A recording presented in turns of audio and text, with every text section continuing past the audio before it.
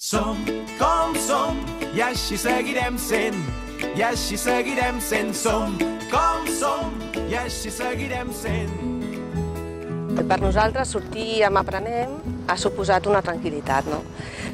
Saber que hi ha activitats adaptades a les necessitats dels nostres fills doncs ens dona la tranquil·litat de que les faran fins a on puguin arribar i que si no poden no passa res, que ningú qüestionarà res ni es plantejarà res.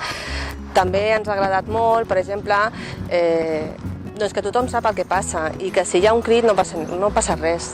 Tothom ho entén, cadascú té la seva problemàtica a casa seva i no fa falta donar explicacions de res. Moltes vegades, sobretot a l'hora de dinar, que és més complicat en el nostre cas, doncs ha donat la tranquil·litat que s'han endut els nens i nosaltres hem pogut dinar tranquils i hem sabut que estaven ben atesos i això per nosaltres és molt gratificant.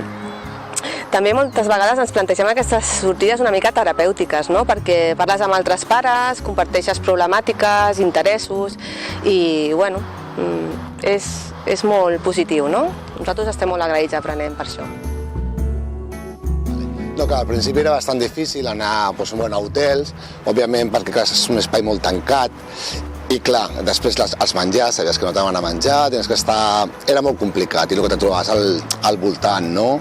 També hi havia poca gent que ho entenia, perquè el nen crida o la nena feia qualsevol tipus, doncs ja tens la típica mirada de la gent.